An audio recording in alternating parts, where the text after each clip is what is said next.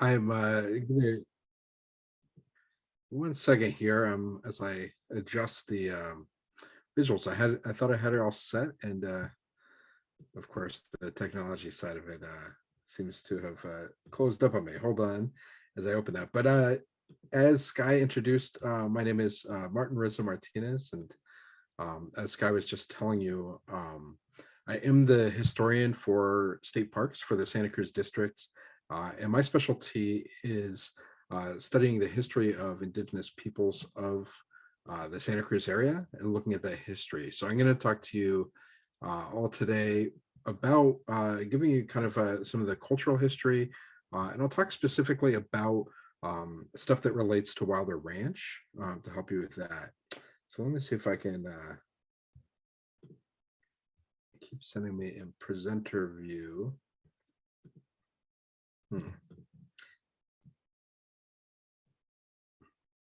Some reason PowerPoint is giving me some problems here. It seemed to be working right before we started, and then it won't go into the normal view, so I can do this. But let me see. Maybe we can do this a different way. Let me see if I can. Okay, that should work. Let me just share the screen here. Okay, is everyone seeing the? Okay, good. I think we're good to go. So let me start by saying that I want to acknowledge the work that you all do. I think that it's really important. You are really the ambassadors for state parks, and by that I mean you are the people who the public gets to see as they come and visit our parks and get to learn about things and have questions. And so your role is really important to kind of do this kind of front facing work that most of us who are working for state parks don't do. We're always working kind of behind the scenes. So that being said, as we talk today about some of the cultural history and specifically about Native American history, I do want to suggest that everyone take what you think you might know about Native people and about Native American history and put it all to the side. It's for whatever reason, I'm a historian. I work with a lot of different histories, but when it comes to Native history, I think there probably is no more misunderstood or confusing history than Native history, and local Native history in particular. I think Bay Area and Santa Cruz Native history tends to be very confusing. So we'll try to dispel some of those confusing myths and talk a little bit about this. And I will try to leave some time too for questions that any of you might have. I'm sure that you'll have some. So I'm going to start here with this image, and what I want to do with this is I want to get you thinking about the history of the region that we live in. Wherever you live in this Bay Area here, we like to think that in our lifetimes, things are very permanent and have been this way for a long time. But the history that I'm going to talk about here, the history of indigenous peoples in this area, is not very ancient history, right? We're talking about very recent history. The Spanish came through this area just about 250 years ago, which maybe it's my bias as a historian, but in the scale of time and history, that's a very short time period. Those of you who've been to the East Coast, or even more so if you've been down to, let's say, Mexico City, you realize that the history there goes back 500 years in many places, and same with the East Coast of the United States. Some of these, we have buildings dating back to the 16th or 1700s. But here in Santa Cruz and in California, the history all took place not that long ago. In California, we talk about the gold rush being one of the huge moments where tons of people came in and the population exploded. But we had multiple gold rushes in California. The World War II was one. I know that my grandparents moved here after World War II, after serving in the Pacific War, as did a lot of people. That's when California population boomed. And then with the Silicon Valley boom too. So we've had all these kind of recent population booms, all these changes, really drastic environmental, ecological changes that have happened here. So part of this is that in these waves of kind of colonialism and history that has created the California that we now understand today, there's a lot of misunderstandings. There's a lot of lack of kind of recognition of the complexity and sophistication of indigenous society that was here before. When, you know, that's kind of the nature of colonialism. When the Spanish colonial arrival here, folks arrived, they came with them. I think one of the kind of universals of colonialism is that we bring with us what is familiar. And so at that time, people were coming up from Mexico City area, and they were bringing with them their way of understanding things. They were bringing with them their agriculture, their livestock, their ways of being and engaging with the earth. And they failed to recognize the what was existing here in its place. So there's a lot of theories of where Californians arrived, indigenous Californians arrived from a scientific kind of anthropological, you know, archaeological point of view. There's these theories about the Bering Strait land bridge, which recently has really come under fire for good reason. There's a lot of, they're constantly finding settlements that predate when the land bridge could have allowed people to come over. There are multiple theories now, many theories involving people coming over to California via boats. In fact, there's some really fascinating stuff. I've talked to some Chumash folks who find similarities between Chumash culture and some of the Pacific Islanders. And there's some linguistic ties suggesting that perhaps that they had come that way. So there's all sorts of different theories that people still kind of develop these. But Native people themselves, when they talk about where do they come from, their creation stories say that they come from these lands and have been here since time immemorial. In this area that we live now, the creation stories of the Ohlone people, we'll talk a little bit about the names because I think that's a really confusing aspect to this history. But the creation stories for Bay Area peoples primarily involved the stories of eagle, which is called Keknu, and then the hummingbird, which is Humunya, and then coyote, which is Mayim. And so the local creation stories actually date to local mountain, the highest one, or what at least it was the highest one before the 1950s when the military put a base on the top there. But Mount Umunhum is, local people might know that.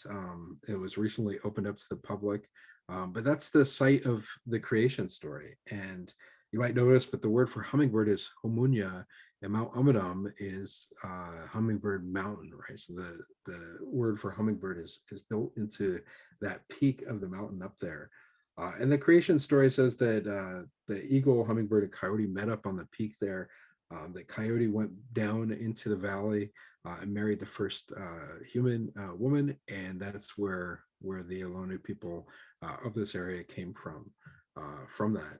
Just to share one little story on this about hummingbird, but hummingbird is Humunya is famous for bringing fire to the people of this area. And so the story goes that the eagle had sent hummingbird to get fire from the badger people who lived underground, but they refused to share, and they sent hummingbird away. And so hummingbird went back to eagle. Eagle was angry and sent him back and said, "You have to get fire." And so badger people saw hummingbird coming, and so they hid their fire with a deer skin. They threw it on top of the fire, but deerskin had a hole in it, and this hole was where the arrow had shot deer. And so hummingbird saw this hole, and because he has this long beak, he reached in through the hole that was there into the embers, and he grabbed an ember with his long beak and took this ember out and carried it with him and flew back up to eagle.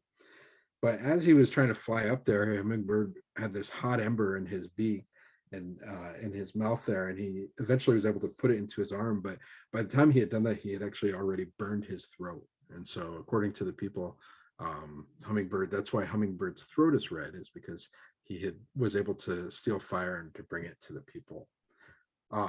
Okay, anyway, just wanted to share, give you a sense of some of the creation stories here.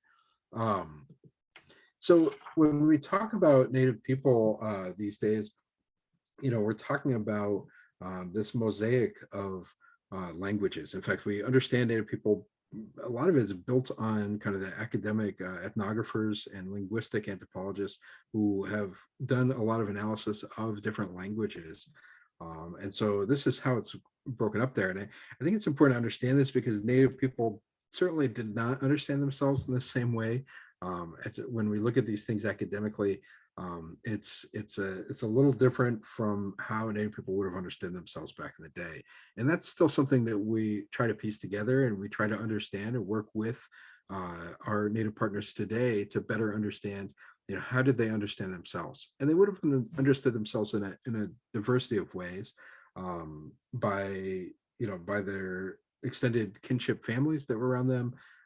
They lived in kind of these smaller tribes. In the Santa Cruz area, there were groups of maybe 200 people.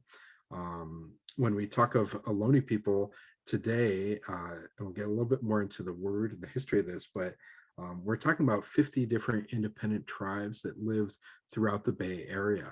And they didn't know themselves as Ohlone. This is a more recent word that's come together, that has been put onto people, but they would have known themselves by the specific village that they lived in, by by all these different ways that nowadays we kind of struggle to kind of put back together and to better understand. But this here is a map that shows a little bit of the contours, and what it really shows us is the diversity of different tribes and languages that were spoken in California. And California is really one of the most richest, diversest places in kind of all of indigenous North America. So it's really kind of fascinating how many different peoples are here and how many different languages have been spoken here. And people lived and kind of built their lives around the types of environments that they lived in, the ecotones, the types of climates and resources that were available to them. Pretty much the same way that this is how kind of human societies develop everywhere in the world, right? When we look at, here's a kind of a closer in map of the Bay Area, what we call Ohlone people today. And there are 8 different languages that were spoken in Ohlone territory. And these languages are listed right here. And so in the Santa Cruz area, you see it was the Owaswas speaking tribes that lived in this area. To kind of, if you go towards Gilroy and kind of the southeast of here is the Mutsun area. Some people might be familiar today with the tribe that's known as the Ama Mutsun. And that word comes from the Mutsun language, right? So Ama in the Mutsun language means the people. And so the tribe today call themselves the people of Mutsun. And they speak the language and they're revitalizing and relearning the Mutsun language, which fortunately there was a lot of it documented over the years. Unlike the Waswas language, where there was only 3 little lists of vocabulary that were recorded, and so most of the Waswas language unfortunately has been lost. But there's also the Tamian, which is like the Santa Clara Valley, and then up in the East Bay, the Chocheño, and then in the San Francisco Peninsula was the Ramaytush. So it gives you a sense of these. When people talk about these languages, we think of them as dialects, right? You think of sorry, that's not the right language form, but think of them as being as different. When we talk about Romance languages, right? We're familiar with French and Italian and Spanish. For those of you who may have studied a little bit here and there, you know that these languages are very different, but there are some similar roots, right? They're all Latin languages that are built around the Latin roots, and that's how it was for these languages, right? There's a lot of differences, but there's some crossover that have similar roots, and people tended to be multilingual, and they needed to be because they built. This was a society, so while people lived in smaller bands, they were interconnected through complex relationships of trade and economic ties, political ties, social ties, intermarriages, and spiritual ties that kind of bound everyone together, and people communicated across great lines. This is a map that I have kind of adjusted. It was originally done with Randy Milliken, but I've kind of updated some of these, and actually I have some updates on this map too, which basically brings us to the point that we're constantly learning and relearning and trying to figure out the geographies of where we're tribes. And this is entirely a result of the disruption of what happened during the mission era. when tribes were disconnected from their lands, they were removed, they were brought to the missions in a complexity of different ways.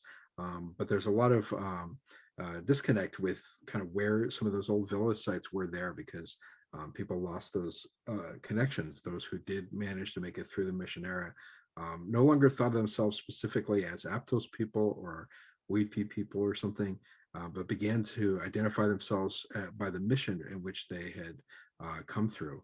And this is because people were creating new identities as they were building new kinship ties to survive those times. And let's see, and I see some questions, and please throw those questions up in the chat box. I'll circle around at the end too, and try to answer those. But yeah, don't forget those, throw those up there. A couple words on this. So if you notice the Santa Cruz area here, the tribe where Wilder Ranch is on the area that is known, that people are known as the Weepy people. And there were multiple villages in this area. I do believe that there was the village of Aulintak was over in kind of the downtown Santa Cruz area, probably near Beach Hill, although village sites were not just points on a map, but they're kind of larger areas where people would move, rotate season by season, year by year. But that area over there, Aulintak, the word translates to mean the place of the red abalone. And so that would have been kind of the downtown Santa Cruz area. North of that would have been Chalamu, maybe up near UC Santa Cruz area, potentially. We're still trying to understand and piece this together. And then another village site was called Hotroktak. And that might very well have been near Wilder. There's certainly some archaeological sites in Wilder Ranch area. And there's, seems to be that there was a village in the area. Sorry, let me go back here.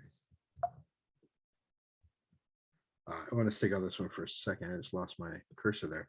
But some of these names you'll recognize. The name Aptos is, of course, where the town of Aptos gets its name.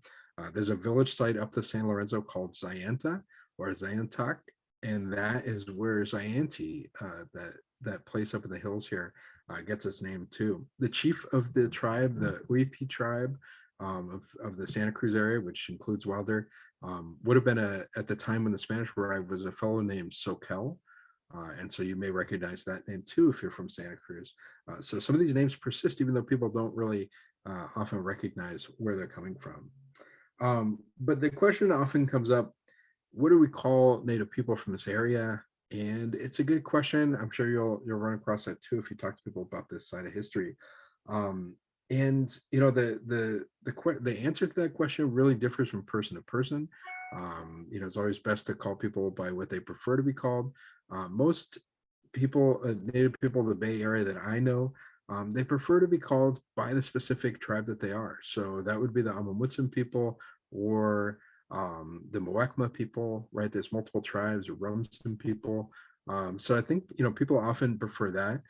But historically, the Bay Area tribes were called by the Spanish, called them Cosanoans, which, as you probably can guess, just in Spanish means coastal people.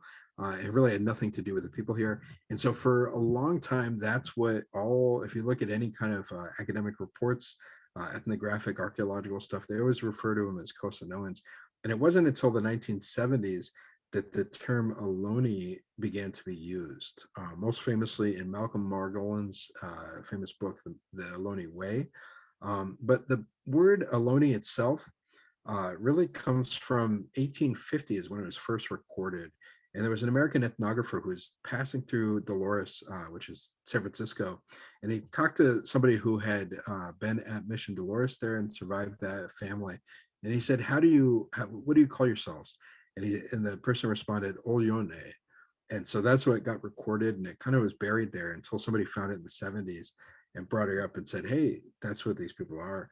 One theory is that if you look up the coast here, there's up past Año Nuevo is a tribe that was called the Olyon, and they ended up at Mission Dolores in San Francisco. So it's entirely likely, in fact, probable that the person that he was speaking to comes from there. But it's interesting, and a lot of Bay Area Native peoples starting in the 70s preferred that term over Cosanoan. Some tribes still use the name Aloni in their language or in their name for the title for themselves. Some people don't like it though. I know a lot of Amamutsan people don't prefer that. They'd rather be called Amamutsan. So again, it really will differ. One last note on the word Aloni, there's a interesting linguistic tie that was traced out by the scholar Randy Milliken, and he pointed out that the word has a similar root to a word in the Sierra Miwok language that means that says Alona Wit. I've written it at the bottom here, which means westerly in direction. So one theory is that the word itself, even the Oyon people, are kind of at the almost the western edge. Maybe not compared to San Francisco Peninsula, but they're certainly along that end. So it's possible that that's where the word came from. But anyway, it's always a good question, and one thing you want to that people are going to always ask is how do you call people? Okay, moving on from this, when the Spanish arrived here, I mentioned that a little bit. This is kind of a listing here of kind of the first ships to pass by here. Date back to Cabrillo and Vizcaíno, but actual kind of Spanish settlement in the area didn't really take place until 1769. So it's quite a bit later.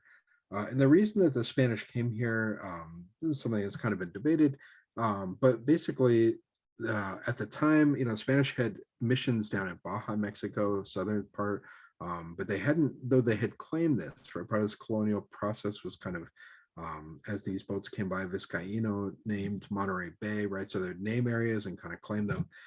But at this point, the Russians were starting to work their way down. They were involved with sealing operations, right? Where they were using Aleutian native indigenous Alaskan seal hunters, right? That they were taking with them to kind of getting involved with the seal hunting trade. And so the Spanish were aware of this and they were worried about this. The English were also starting to come by. Vancouver was working his way around. And so they wanted to kind of create settlements up here. And so they started with the founding of missions, with presidios, and with the pueblos, right? The presidios were the military garrisons. The pueblos were the civilian settlements. And the missions were there to both convert native peoples into Catholicism, but also to create indigenous peoples as the labor force. Whenever a building needed to be built, whenever the adobes were being constructed, people would reach out to the missionaries and they would ask for native people to be sent to do all the labor. Of course, there were unpaid labor at these things. The other thing to note about this is that the process of missionization, right, was one where there was an assumption made that Native people did not already have a religion, that they didn't have a sophisticated society. So the Franciscans looked at it as if they were teaching them new skills, they were teaching them kind of religion, but in the absence of them. And part of this is because when the Spanish came up here, I mentioned colonialism, they failed to recognize kind of the sophistication of society in this area. And part of that is that they didn't see it the way they understood it to work, right? So when the Spanish arrived here, they understood agriculture to work in a European way, right? Where there was crop rows and there were plants that were cultivated in these rows and lines where there was a fence surrounding them.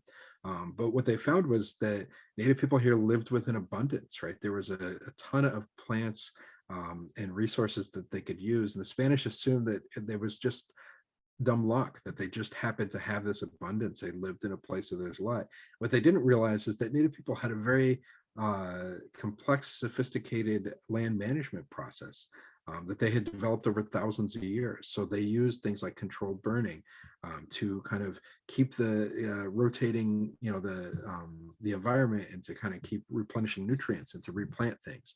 They had a really sophisticated system of planting. So when the Spanish found them, say that they would just go pick things off the ground in the forest, but they didn't realize that those forests were really gardens, that they were tending those forests, they were creating abundance. So in much the same way that they also saw, they didn't see that they had cities, and that's because Native people lived in a way where they built their homes, but they would burn them and they would reduce them seasonally, and they would rotate. So they had this seasonal way of living where they would have summer homes. They would have, in the springtime, they'd move in this way, and it rotated around where the resources were available, where hunting was good. So they had lived in this a different way. They had a different way of being that the Spanish kind of failed to realize just the complexity of this. One of the things that's and here's another map here that I worked with the Amundsen tribal historian Ed Ketchum on to do. But this one shows where kind of roughly those village sites were. So it gives you a little bit of a sense of some of these. You can see this we've put in with some of the native names for the mountain ranges, right? To try to give a sense of what did the environment, what would a map of the place before Spanish arrival look like, to try to get a sense of that. So one of the reasons that the Spanish didn't recognize this, as I said, was they were used to it in Mexico. Mexican indigenous societies had these Teotihuacan is this kind of pyramid structures, right? They had these very solid kind of granite kind of mounded structures that were built in a certain way. And up here, society was a little different, right? It didn't have the same resources, didn't have the same kind of things. But one of the things that they did have, and the Spanish just failed to realize, was that the Bay Area was filled with these earthen mounds and these shell mounds. In fact, in the early 1900s, a fellow named Nels Nelson decided he took an interest in this, and he thought these mounds were really fascinating. He was studying at Berkeley, and so what he did was he went around and he mapped in the Bay Area hundreds of these huge mounds. Some of them were as big as a football field. Some of them were just very massive. Some were a little smaller. In the Santa Cruz area, there were some mounds. They're up in Bonnie Doon. There's still some shell mounds that are up there, and even along the coast, there are some mounds. But these mounds were indicative of stratified society. They were one theory that actually our parks archaeologist Mark Hilkma has, is that the mounds were used as boat launches for the trade, for trade and commerce and people moving all around. And so there's a lot of things, if we can imagine these environments. Most of these shell mounds have been destroyed over the years. In fact, here's an image here of Emeryville. One of the largest shell mounds is in Emeryville. In fact, if you ever go to, there's a mall right there, and I think it's called Shell Mound Road and Ohlone Road or something like this. And they saved one little portion of this, but one of these massive shell mounds there, you can see from these images that were took in the early 1900s while they were removing us. But shell mounds have been removed, and a lot of the material from shell mounds was used in the construction of roads or in people's homes and all this. And these are also burial sites. So they were places where, Native people would bury things. Anthropologists and archaeologists refer to these as middens, or sometimes trash middens, because the shell there is signs of people kind of cooking and having seafoods and breaking shells and doing all these things. But one local archaeologist put it in a really great way, Sim Schneider. He's studied the mounds quite a bit, and he is himself a native person from the tribe just north of San Francisco. But he talked about them. He says, we think of them as kitchens. He says, in our kitchens we do have trash, but it's not because our kitchens are dumps. It's because that's where we gather, right? That's where we make community. That's where we have meals together, right? And so you also have trash in that area. So these places were really kind of sacred places where people would return to over the years and do that. So again, kind of a sign, and get little hints of what society was like not too long ago, but how it's changed so drastically. I want to talk a little bit about land acknowledgements, because I think that's really important and kind of changing in parks culture and other places. But here at California State Parks, we're starting to think about having land acknowledgements at all of our parks. And the one for Wilder Ranch, at least the latest I know, and I know is we're having conversations with our tribal partners too about how best to represent these. And I think in the short run, there's supposed to be plaques that are put up for these land acknowledgements too. But it's good to understand them. But what we're trying to do with those is to recognize the history of these lands, right? And to recognize who were the tribes, right? It's kind of a way to acknowledge kind of the long history here that has been unfortunately obscured and kind of hidden. We don't talk about this, right? Everything is names reflect different kind of colonial eras and periods, but other than like the Aptos and Zayanti that kind of pop up here and there, we have little presence in in our contemporary world here, and of course for our native partners, for our contemporary native partners around here, they're well aware of these things, but it's a good opportunity to kind of bring people an awareness of this history. So the one we have here, I just kind of wrote it at the bottom, but Wilder Ranch State Park is the homeland of the Waswas speaking Ohlone tribe known as the Wepi. Their descendants continued their stewardship and presence here in partnership with state parks. So we want to recognize the indigenous peoples past and present and give our appreciation for the opportunity to teach, work, live, learn, and steward on their traditional homelands. And I think that's particularly poignant here at Wilder Ranch and Año Nuevo in this kind of area, because this is specifically where Parks is partnering with members of the Amamutsan Land Trust and the land stewards in particular, who are doing a lot of land management practices in collaboration with state parks. And so I think that's a really, we're kind of seen throughout state parks as a good example of how that kind of can develop and work. So it's definitely something worth noting and something to be proud about in this area. So certainly worth recognizing and being aware of as well. Just another map. I know I'm giving you a lot of maps here. As a historian, I work with a lot of maps.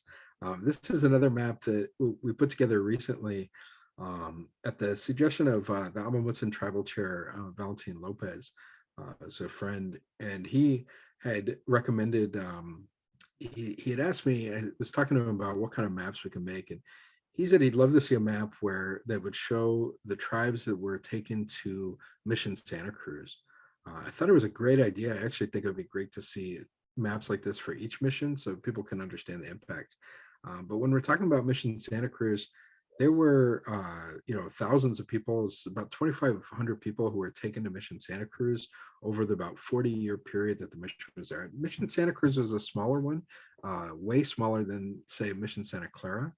Part of that has to do with the tribes that were in this area were smaller tribes that lived in the mountains. But still, all that being said, there was about 35 different tribes that were taken into Mission Santa Cruz in the period that was around.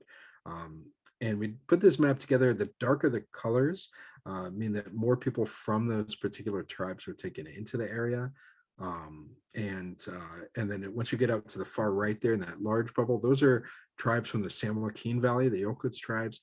And those ones, the village sites are mostly just unknown at this point. It's really difficult to actually try to triangulate where their territories were, partly because they were so disrupted. I mean, they were really removed from the area. There are still some Yokuts tribes that are still going today, Tashi and a couple others for the south. But a lot of these historical areas have been obscured by that. But you can see this here, the local tribes kind of the Bartaxi, Choluktaka, and the Aptos down, and everything to the left. They were the Waswas speaking tribes. And then once you get over to this Unahaima, which means the fish people, and the Ausaima, which means the salt people. So we know some of these names, especially in the Mutsun area here. We know a lot of the words still. But those are Mutsun speaking Ohlone people. And then the Tamoy and Sumo are right in the Pacheco Pass area. And then once you kind of go beyond that is the Yokuts, the Lokobo, and these other tribes are the distinctly, they're not Ohlone, but different tribe, the Yokuts people. Anyway, just a little map and kind of overview of that.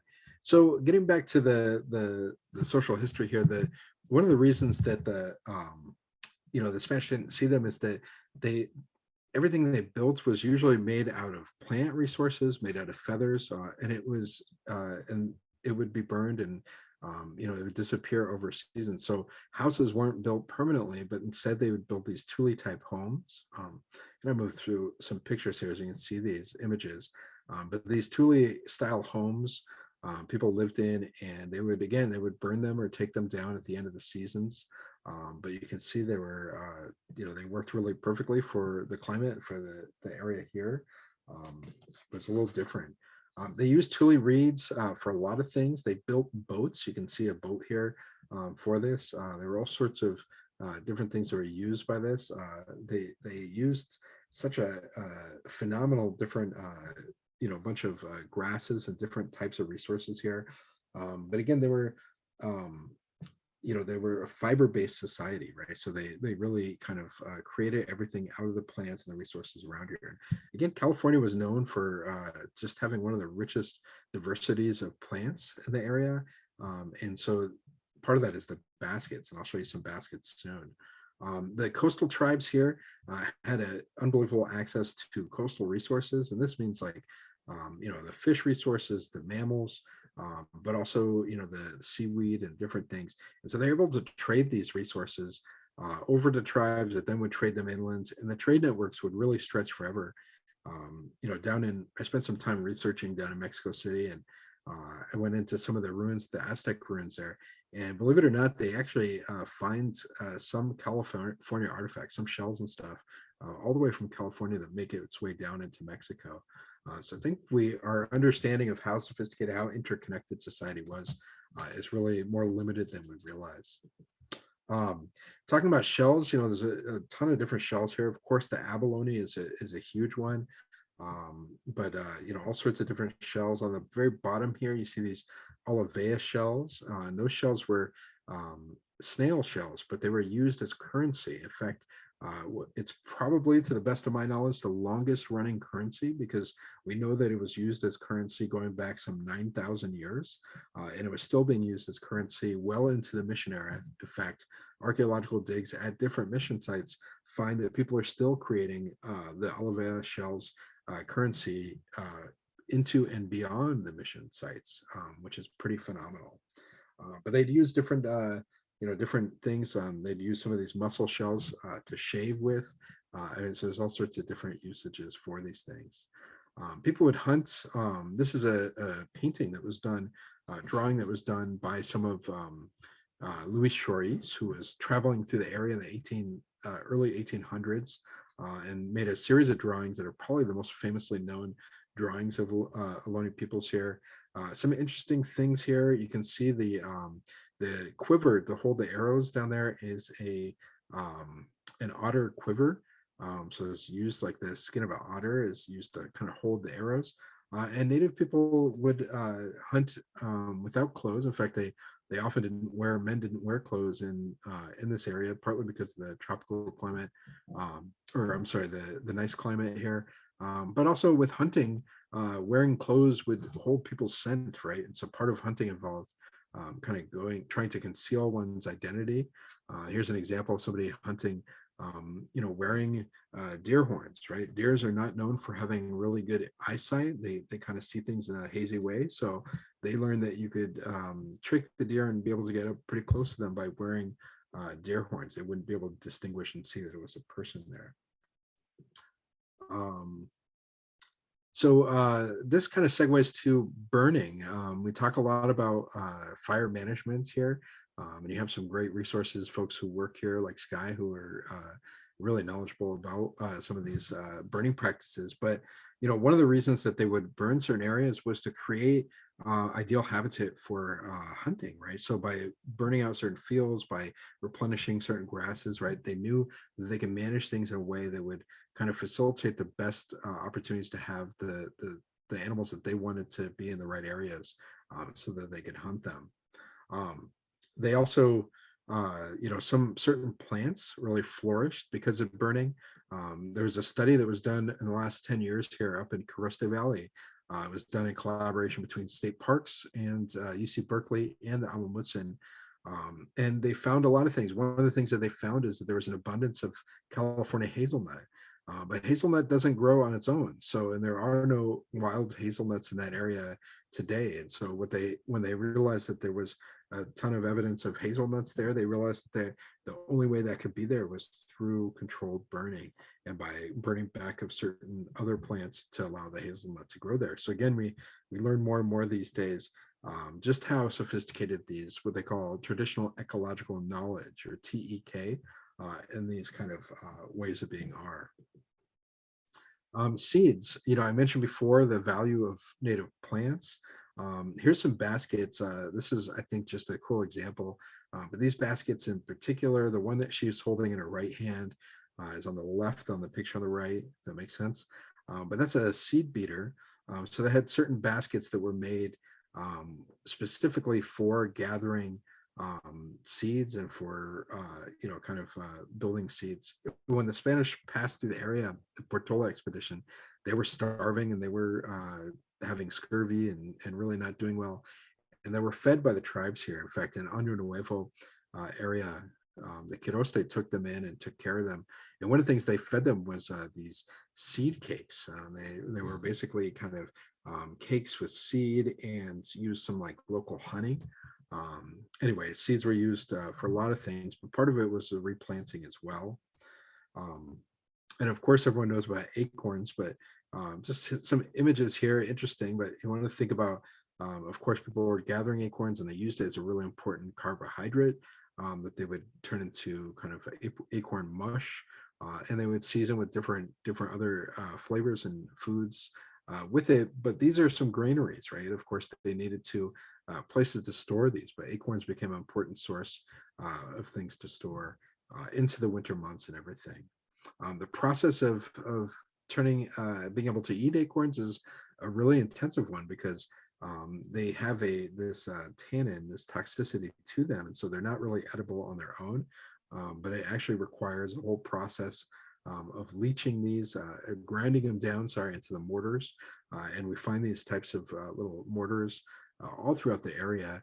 And there's signs of milling stations where people were milling acorns for food and to grind them down into powder.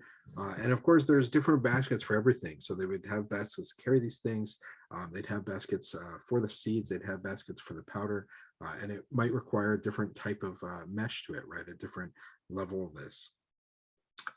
But they also had these baskets that had to be waterproof because in order to boil the acorn and to boil anything, right? They boiled multiple things, but they needed water baskets that were waterproof so the water wouldn't go through, but they were also strong and sturdy enough to take these hot stones. So what they would do is they'd put water into a basket, they would heat these stones, and then they would bring over and put in these heated stones, and that would boil the water. So the baskets had to be not only waterproof, they had to be hardy so that they weren't destroyed by these stones. Really interesting. You can see different size baskets here too. So there's a whole variety. And they'd use sticks like these, right, to manage the stones because you can't just pick up a boiling stone on your own. So they had to find ways to do this. And again, it wasn't only the acorns, it was also other types of nuts as well that they would use that would also take a process to do this with. Here's some images of baskets. Like I said, California is known for having the most beautiful baskets in the world. And this is largely due to the fact of the diversity of different plants that were available for this. So the different patterns all had, different meanings, different stories were told in these, just like you think of pottery in Egypt or in Greece or something along those lines, right? There's different kind of stories that are embedded in these. And keep in mind that these are, as I said, it's a fiber-based society. Things are destroyed over time. The actual baskets would have usually often had feathers on them, feathers and shells. And so we have very few of these historic baskets still around, unfortunately. Here again is just a diversity of them, just to kind of show you some of these really incredible types of baskets that they had here. And this is a little bit more like, although this probably would have had feathers on it too, but you can see these are all these Olivea shells, as I described before. They were currency, but they're also used as decoration there. And I should note that one of the most abundant places of these shells was up the coast a little ways where Año Nuevo is. But that area there, I've mentioned a couple times the Quiroste tribe, but they were the most powerful tribe in the area. Partly it's because they had access to an incredible amount of resources, including a lot of these Olivea shells. So in some ways, they were kind of the bankers of the area. They also had access to Monterey chert, which is used for arrowheads. So they just had an abundance of different types of resources that they could draw on, that they could use in trade. Um, Again, a couple more of these. I just want to give you a little sense of some of these shells. This is the Olivea. You can kind of see what the snail shell looks originally, and then they would bleach them, right? So they would get them all white like this, and then they would turn them into these little rounds. So each of these, this is all Olivea right here. You see the kind of the different states of them, right? They would drill them too. And archaeologists are able to actually determine, they can look at a little Olivea round, and they can actually tell by the way it's drilled and the style it's drilled, they can pinpoint to what era this comes from, right? So they can actually date things based on the exact style of the Olivea, which is pretty incredible. Again, it's one of the oldest forms of currency that kind of continued. It's pretty amazing that these are used as currency all throughout California and beyond into the Southwest, as I mentioned, and other places. Okay, just a couple more on this. I do want to try to get to questions too here, so I might move through this a little quickly, these, if you don't mind. The abalone, it's worth mentioning, was super important. As you can imagine, abalone is just such a beautiful shell, the colors of it. But here are some old abalone pendants here, and some other ones here, right? If you kind of buffer these up here, I mean, the beautiful color and shine on these abalone is pretty incredible. These ones here are what we call, archaeologists call them banjo pendants. If you picture this one in the bottom there, turned on its side, it kind of looks like a banjo with the circle. But actually what these are is these are signifiers of kind of a secret a spiritual society. It's called the Kwiksui dancers. They were known as kind of the big head. And if you look, I'll go to the next slide, you'll see what this actually looks like in comparison to one of these pendants here. But these big head dancers, as they were called, again, the Kwiksui, they would symbolize these with these little pendants. So if you had one of these pendants, it meant that you were part of this spiritual society. I should mention that there were certain sites that they would have the Kwiksui ceremony on, and spiritual leaders from different tribes would gather together for these ceremonies. And this could be men and women. Native society here often had women in leadership roles, including political and spiritual leadership. It wasn't the same patriarchal society that the Spanish had. But one of these sites, Kwiksui sites that we still know, is a site down in the Gilroy area called Eurostock. And right now there's a movement that the Amamutsan are trying to do to protect Eurostock from development. There's some threat that it might get turned into a gravel pit. But again, this is one of very few of these Kwiksui sites that we still know of today that are still not developed. And so it's kind of an important movement that they're doing to try to protect that sacred site there that's still there. Okay, a couple last slides here. These are some of the ceremonial kind of places where they would have roundhouses and would have these types of ceremonies, like the Kwiksui ceremony and others. And then, yeah, a quick note about these bandoliers. You often see these in images of Native people. These flicker bandoliers are really fascinating, but these are made from the little flicker feathers. You can see there the red feathers on the bottom of the woodpecker here. And just imagine, there's only a couple of those feathers on each bird. So they would have to basically trap or lure the birds and then pull their feathers, those little feathers out. And you can imagine how many of those birds it would take to make one bandolier like this, right, with hundreds of feathers in it. But you see those types of bandoliers all the time. And again, this is more of those drawings from Charisse, who traveled through the area. Is where we get a lot of the stuff we have. This is a contemporary drawing that was done by Anne Thierman, who is currently drawing a new portrait that's going to be down in Capitola area that's showing Native people. She's working with the Amamuts in particular on this, but anyway, it's very interesting stuff. Of course, people probably would have been wearing less clothing than this, but that's kind of what we get in contemporary drawings. Okay, I think I want to take it. No, I want to take it to one last thing here. Hold on. Let me jump through a couple of things. This is a map of this is kind of a what happened after the mission. So let's talk about Wilder Ranch a little bit and what happened. So Wilder Ranch originally was called. It was part of this Arroyo Matadero. It was part of the cattle area, right, where the mission had kind of going all up the coast. Actually, was where livestock was held, right, and that's where a lot of the cattle were butchered, kind of up in that area.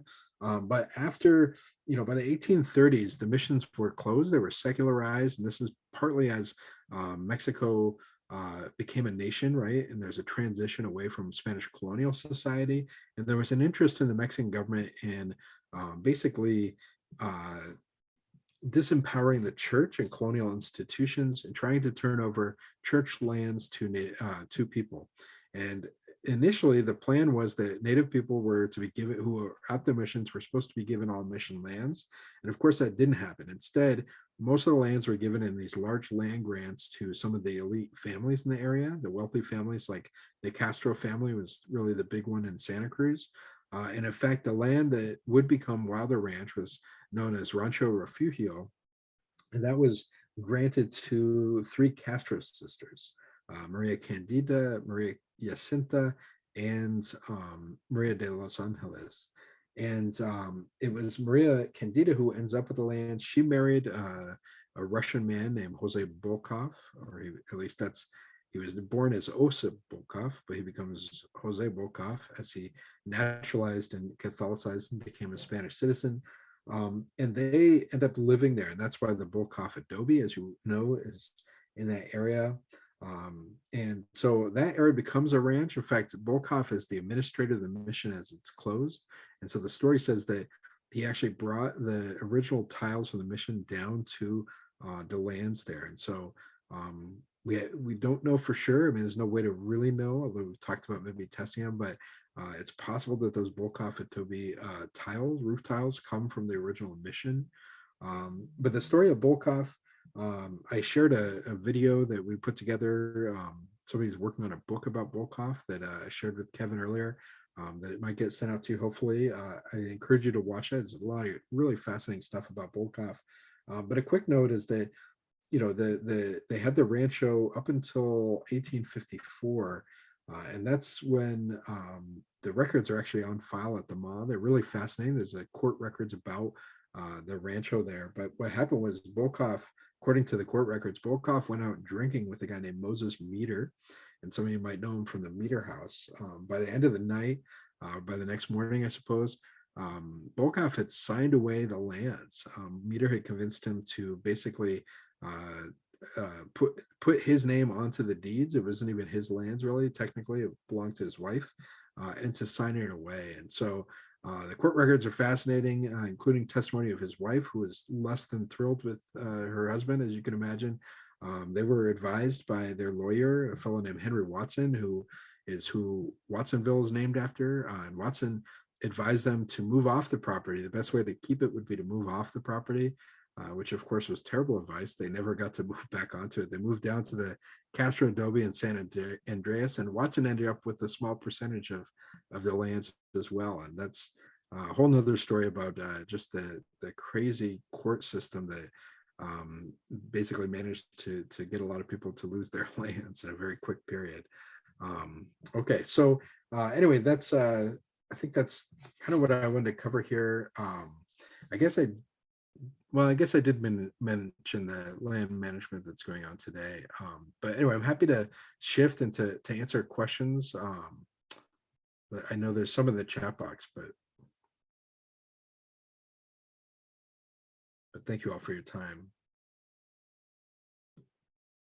Yeah, so the question that I get that a lot. Somebody asked, "How do you pronounce Uipi?" Well, I always tell people, if with all of these names, all the names, people say the same thing about Aptos or Aptos, right? And if you think of it as, these words are phonetically written by Spanish speakers, right? They're written by Spanish speakers who are, again, the local people didn't have a written language, so we don't know how they would have spelled them, but they're written by Spanish ears at the very least, right? Who are trying to sound it out. And so, to the best of my knowledge, when I think of the word oip, and believe you me, that's you're not the only person to ask that. It's such a strange word, but I think oip is kind of how I imagine it being told. I'm picturing it in Spanish. Um, I'm thinking of other words, Spanish words that have the uy, like chui and stuff. So I think oip, and then with aptos, people say, but I think it's aptos. I think is what it would be if I was saying it in Spanish. I'd say aptos. Um, so that's a good question. But yeah, that's, I think, with any of these native words, I think you phonetically sound them off as if they're written in Spanish, if that makes sense. And then seed milling sites at Wilder Ranch. There are there are some milling sites, so when we talk about Wilder Ranch, I'm thinking, of course, of Gray Whale Ranch too, right? Because there's the historic district of Wilder Ranch, but Wilder Ranch itself as a park is a pretty large area, right? If you consider the other side of Highway 1 and that Gray Whale Ranch area. Yeah, that's why I do think that there was a village site in the area, partly because we find shell midden. If you go walk around the Bolkoff adobe, and you look at the soil there, you're going to see little flecks and pieces of shell that are there. And so there was an archaeological dig recently there by some folks at Berkeley, and there's still ongoing analysis, but we do think that there's likely that there was some kind of shell mounds in the area here because of what's there. But I think even more so when you go into the hillside there, we found, there's, so archaeology is ongoing, right? We have an archaeologist on staff who is kind of continuing to document and as we try to figure things out. But there's a couple sites up there that we think may well have been village sites in some of the kind of fields up kind of in that area that have some sensitive areas. So yeah, there are some milling sites there. Trying to think if there's the specific milling ones that I've seen with the holes and stuff. Um, None come to mind, but there's certainly some village sites and some shell sites and stuff along those lines. Martin, I had a follow-up question on that Sure.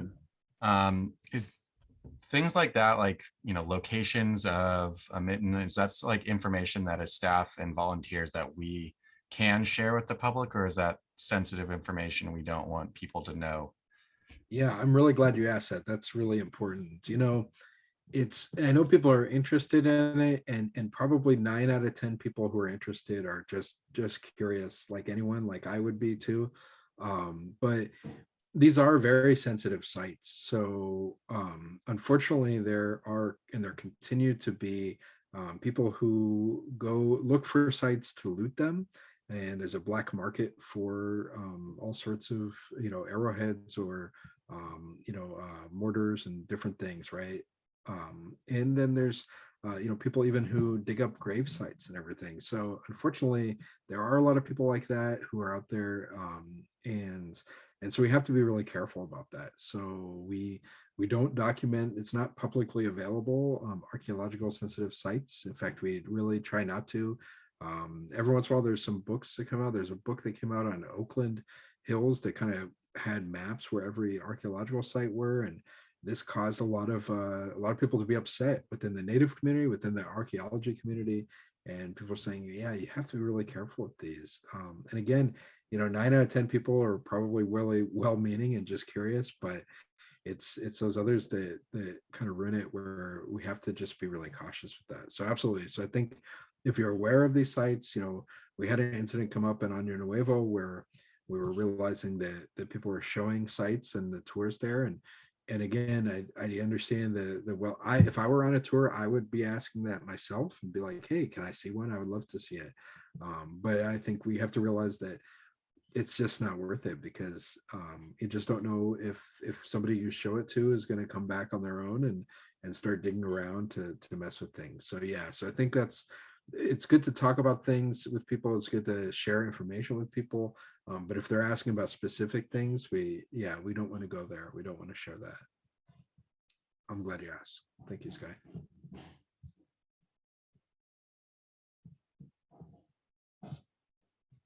Yeah, any other questions, or anything about the history of Wilder Ranch in particular, or questions that have come up to you? I was wondering about, I'm not sure I'm going to say it right because I've only been there when there's nobody else around. The Chitaktak Park that's over off of Watsonville Road. Mhm. Kind of, it seems like a lot of what you showed me I saw at that park and seemed very similar. Am I saying, Yeah. I don't know if I'm saying it right. Yeah, I think you are saying that right. Yeah, Chautauqua. I think it's called Chautauqua Adams Park or something like that. Heritage County Park or Yeah, something.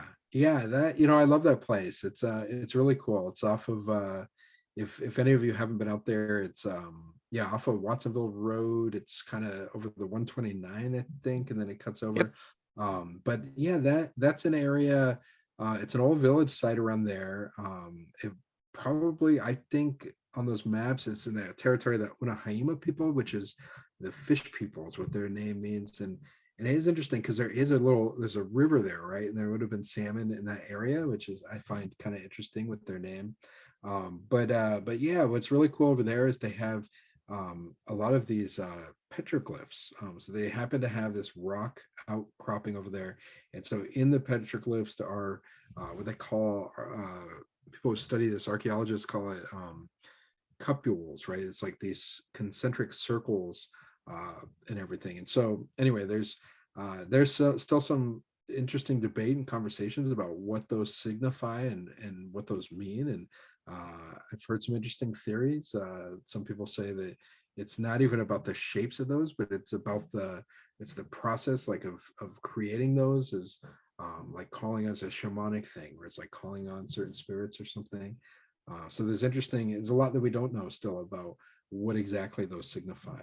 But I think it's a really fantastic park and a very cool little area for sure. And sometimes they build the Thule houses there. So there'll be a Thule house. And then they also have all of the little grinding holes from grinding acorns. There's just tons of them all across the rock. Really amazing. Yeah, I've never been out there for that, but I would love to be out there when that happens. I think that'd be great. Yeah, thank you, Kathy.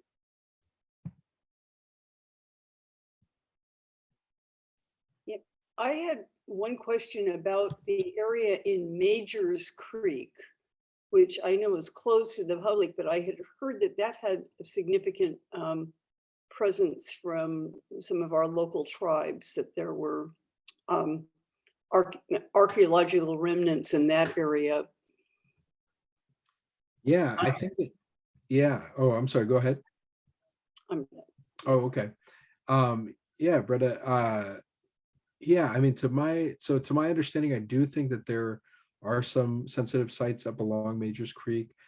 There are along a lot of the watersheds, kind of up the coast here.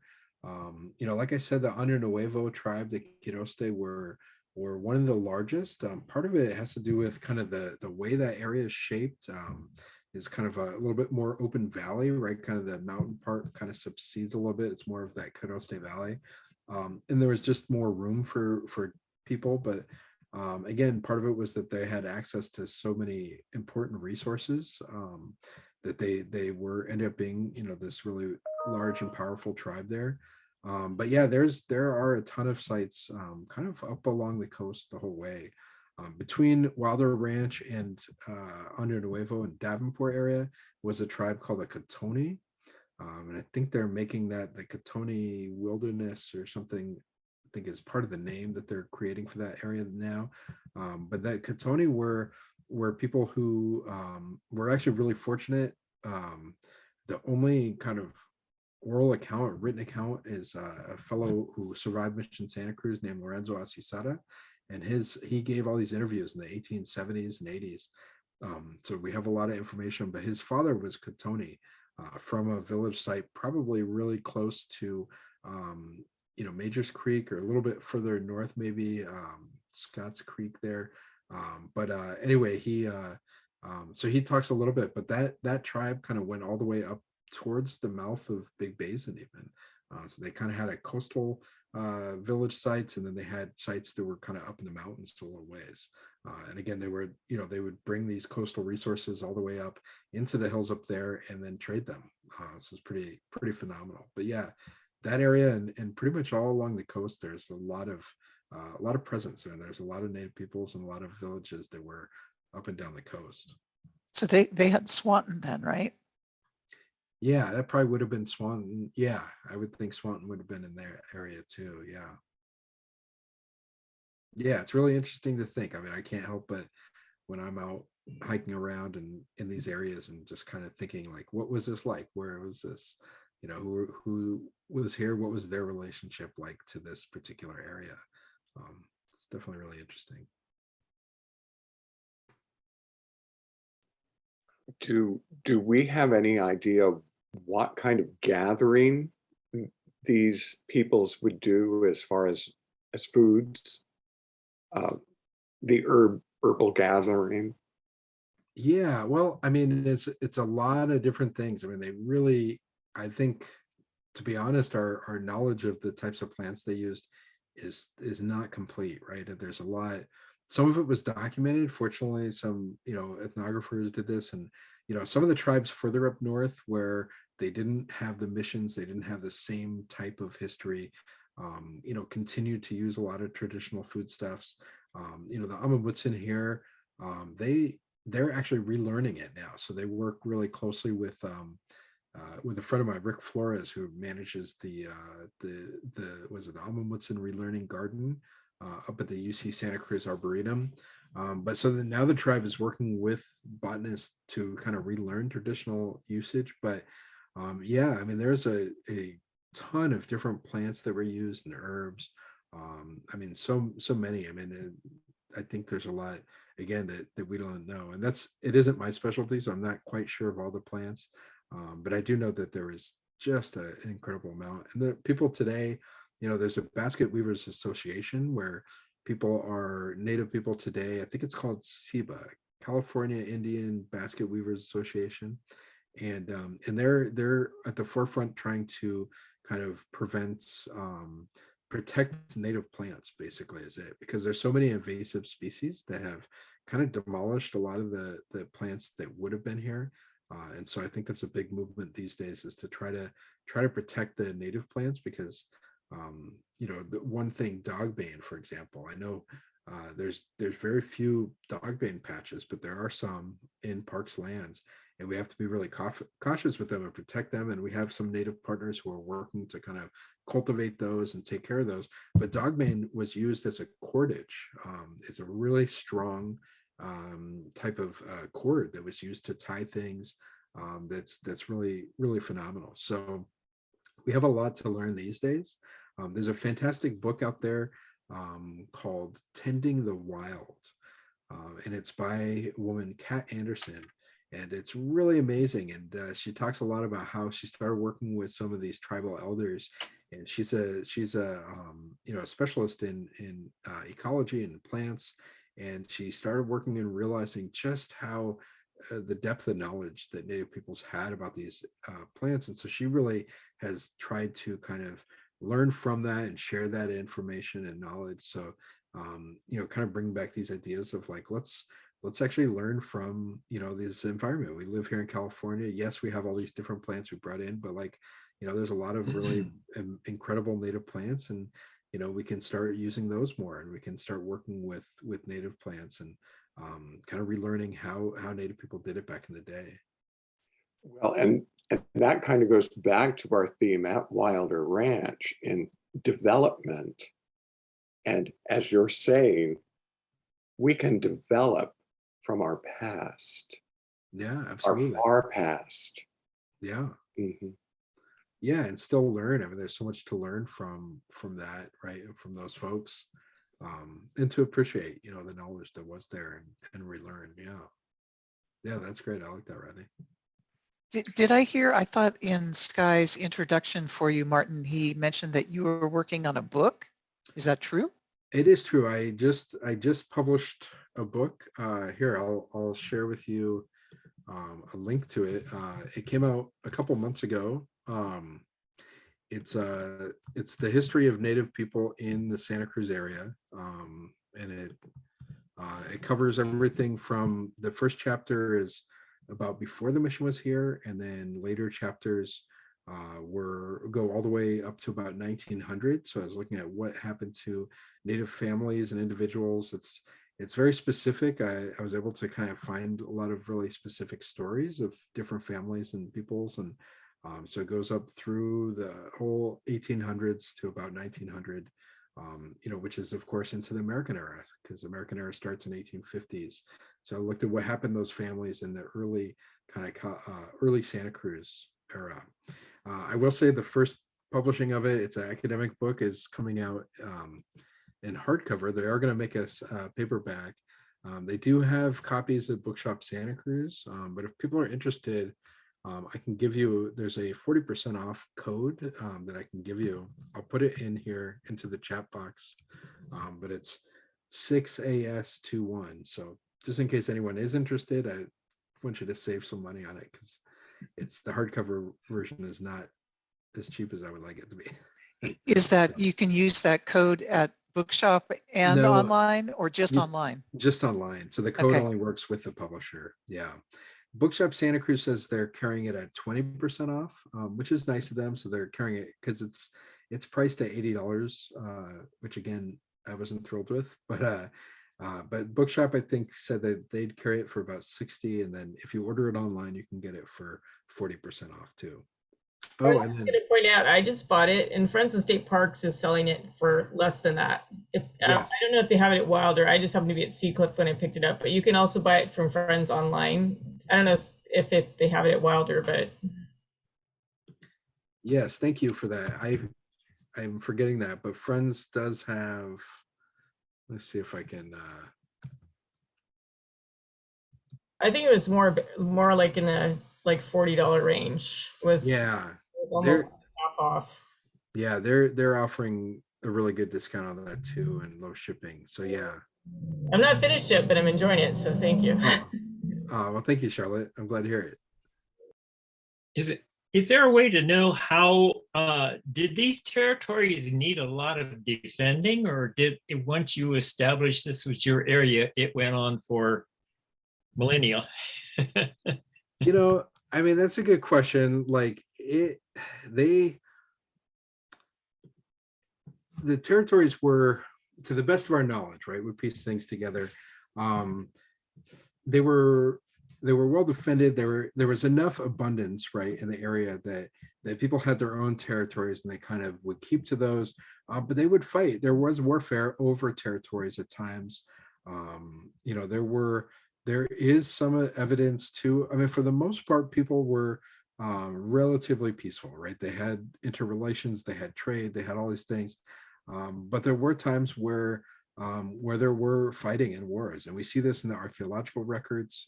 There's a dig over in San Jose area where I've talked to the archaeologists who worked on it, and there's evidence of pretty brutal warfare, and it must have been kind of a big battle that happened there. People are buried there, and they have what they call perifractures, which means that they were defending themselves. They're kind of injured in their arms, right? These are the types of things that happen in warfare when people are very brutally fighting. So there is some evidence that did exist. It's not like people lived in a perfect utopia.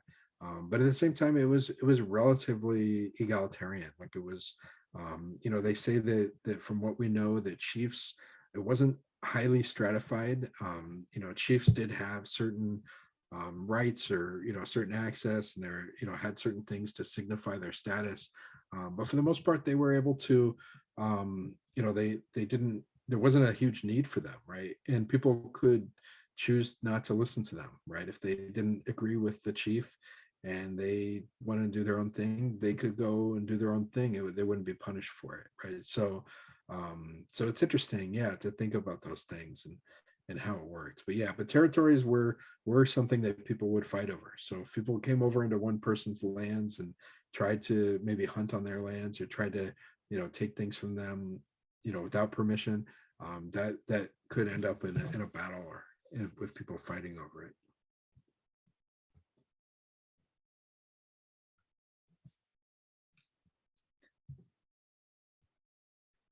Yeah. Any other questions? Martin, I do have another question. If anyone does have to go, though, I do apologize if we're going long, but I was curious about one thing about history at Wilder Ranch and relating to the Bolkoffs and in like California Indian servants. And that's a piece of history I was kind of just, I feel like I skip over, which isn't doing it justice because I don't truly know it and what that relationship entailed between the family and the servants. Do you have any information about that? I did a little research for the Castro Adobe some years back, and they were doing work at Castro, and they wanted to better understand that. And I did an analysis. Oh, thank you, Kathy. There's the link there. I did an analysis of the who were the people who were the servants for the Castro Adobe, and what I found actually surprised me. I had assumed that they would have been. So for those who don't know the context of this,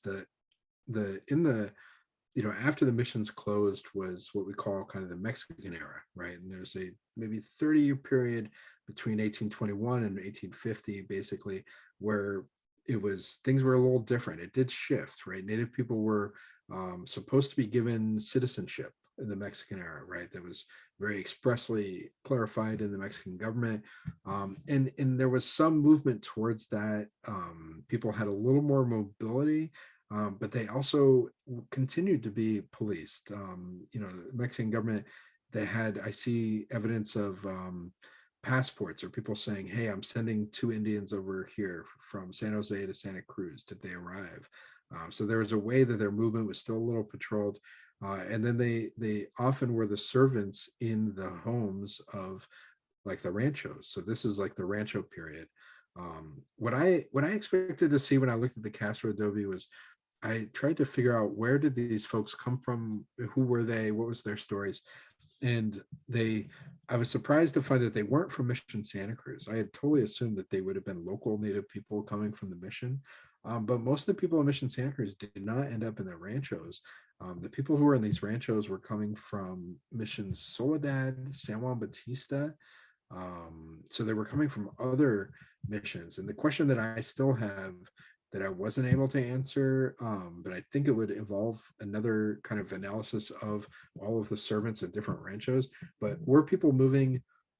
The optimistic point of view might be that they may have come out here because they had family or kin, or they wanted to get out here.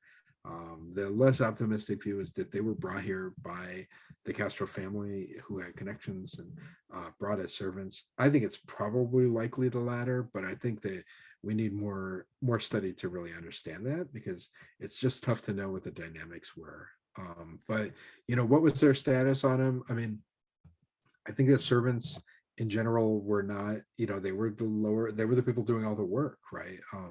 The same thing happens in there's a person I talk about in the book, and I talk about this whole thing in the Rancho period, I think in chapters 5 and 6, and get into that more in depth. But there's a guy who becomes a Santa Cruz figure named Macedonio Lorenzana, and he was a orphan. He was orphaned in Mexico City, and he, by all accounts, was probably Aztec. He was native or mestizo, they say, so he might have been mixed blood, part native, part Spanish. But he came up into California in 1804 as a bunch of the orphans from that particular orphan. It was called the Lorenzana orphanage, which was named after the bishop Lorenzana, and who had started the orphanage. And so I think there was 20 or 30 kids all in all, and different shipments who were sent up from the orphanage into Alta California, into basically California, and they were split up and sent into different households. And this one guy, Macedonio, was sent to live with Francisco Castro, one of the Castro family members in San Jose. And then he eventually, as he gets older, he marries a native woman from Mission Santa Clara, and they moved to Santa Cruz. They lived in the Villa de Branciforte, which is the little pueblo that was right here and there in Santa Cruz. He becomes the second alcalde, which is like the vice mayor of Santa Cruz by the 1840s. And so his story is really interesting. I talk a little bit about it because he's in this really interesting court case in the American era in 1852 or 53, where he is asked to defend he was the expert because he had drawn some of the lines on one of these ranchos.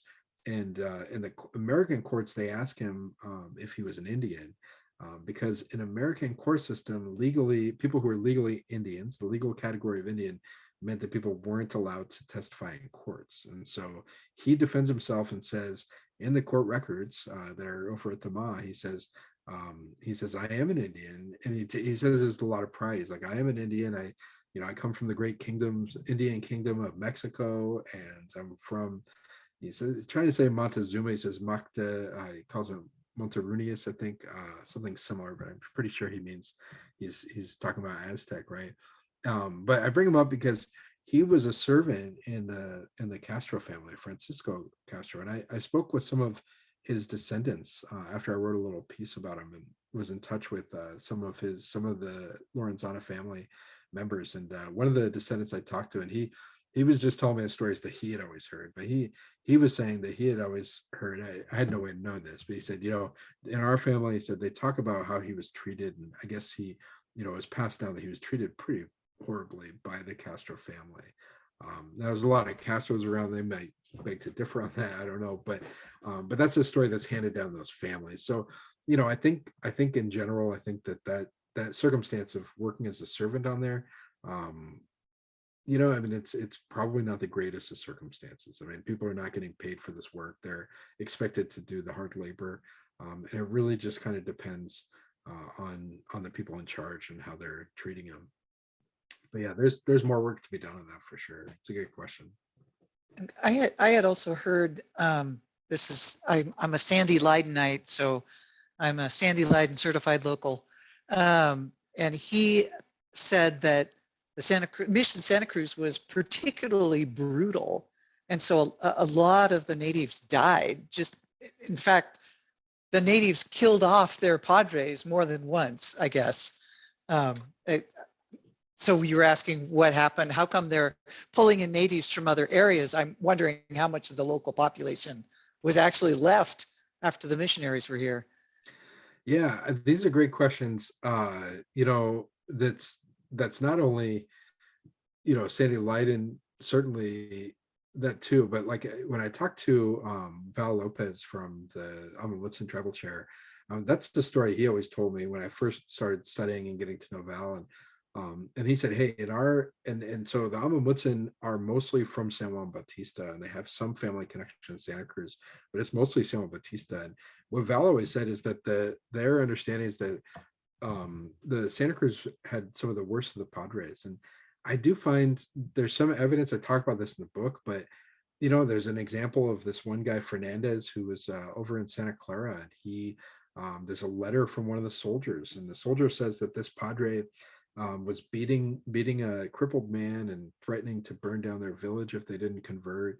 And the soldier who wrote it was a guy, Gervasio Soto, and he ends up living in Santa Cruz too. But he wrote this letter, and at the time he was complaining about the Padre, and he's saying like, look, the next day they came back with their arrows, and like there's 20 of us soldiers, there's thousands of these Indians. He's like, you gotta, what are you gonna do? You can't have this guy coming out here and doing this. And shortly after that letter, he gets sent to Mission Santa Cruz. And there's other letters where he ends up doing the same thing down in Pajaro and down in Watsonville area, Pajaro Valley. And so I do think that there's partly because it's a small number here, for multiple reasons. I think some of the worst Padres do get sent to Mission Santa Cruz. Then there's the infamous story of Quintana, who is the Padre who created the whip with the wire tips on it. And he is assassinated at Mission Santa Cruz.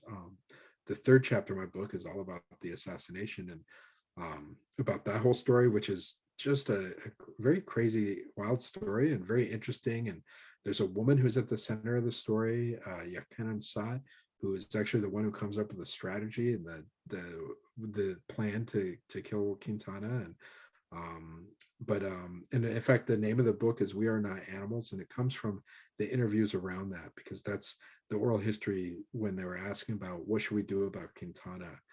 He's saying, you know, we are not animals. He's talking about the way that Quintana has treated them. So you were asking, Kathy, what happens, you know, when the mission closed?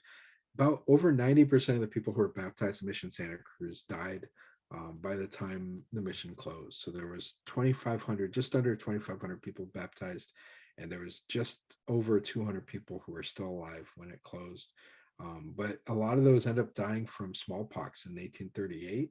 And so by 1840s, there's maybe 110 people who had survived Mission Santa Cruz.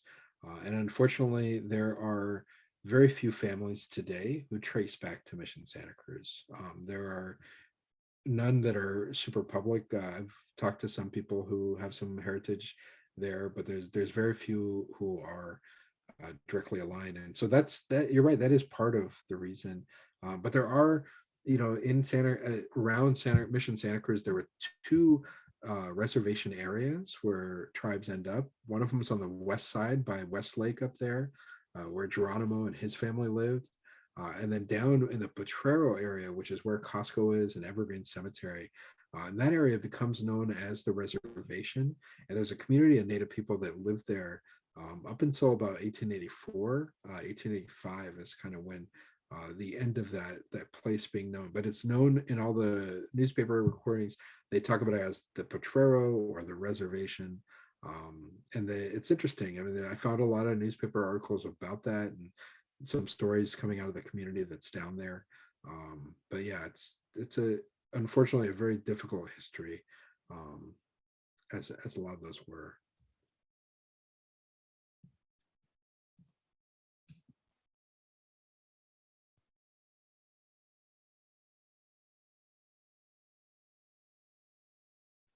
Okay, I know I've kept you all for a long time. I appreciate the questions and the comments and everything.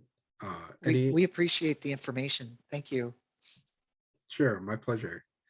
And if anyone has questions or anything, you're welcome to get a hold of me. You know, you can get a hold of me through Parks. I'm always around. I'm often at Wilder. Sometimes I have an office there, so I'm there more often. Great. Well, hey, thank you all. I really appreciate your time and the great questions. And again, yeah, if you have any questions or if I could be a help, just let me know. I'm happy to. Thank you very much. It was very informative. Thank you. Great. Great. My pleasure. Thank you. You're welcome. All right. I'll see you all later. Take care.